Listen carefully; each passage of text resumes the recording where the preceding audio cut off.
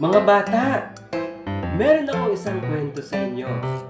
Ang pamagat, ang kalabaw at ang pagong. Isang araw, nagkita si Kalabaw at si Pagong at gustong makipagkaibigan ni Pagong kay Kalabaw.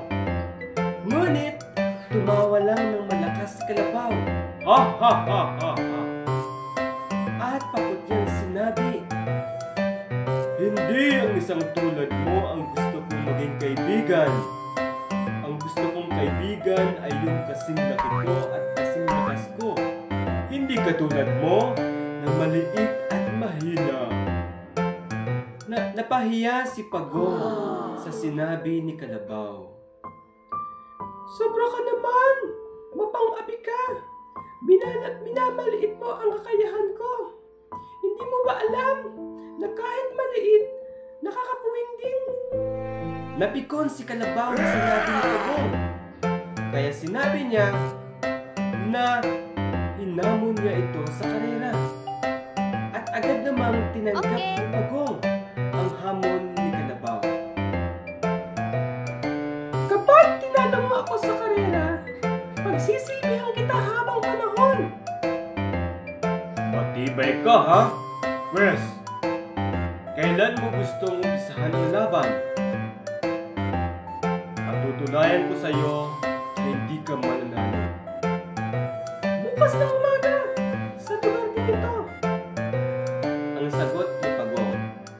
Tuwang-tuwa naman si Kalabaw dahil sigurado siya na mananalo sa karera. Malaki siya at mabilis tumakbo. Subalit si Pagong ay matalino. Kinausap niya ang kanyang 4 na kaibigan. Pinapwesto niya ang mga ito sa tuktok ng bawat bundok hanggang sa ika-5 bundok. Kinabukasan, maagang dumating si Kalabaw. Tulad ng inaasahan, wala pa si Pagong. "Oh, paano yan? Hindi pa nag-umpisa ang laban. Huli ka na. Ano ang kondisyon sa ating karera?" ang tanong ni Kalabaw. "Sige, ganito na lang. Kung sino ang unang makarating sa ika-5 tuktok ng bundok na yun, siya ang panalo," ang sagot ni Pagong. Tulad ng inaasahan, agad na tumakbo ng mabilis si Kalabaw, kaya naiwan si Pagong. Ngunit laking gulat ni Kalabaw, naroon na si Pagong na akala niya siya yung kanyang kalaban. Nagpatuloy sa pagtakbo si Kalabaw hanggang sa ika-2 bundok. Ganon din ang kanyang dinatnan. Mayroon namang isang Pagong na kanyang dinatnan. Hanggang sa ika-3 bundok, ganon pa rin. Muli na namang nakita niya ang isang Pagong doon hanggang sa ika-4 at hanggang sa ika-5 bundok. Dahilan ng kanyang matinding galit. Sa kanyang pagkatalo, tinadyakan niya ng malakas si Pagong.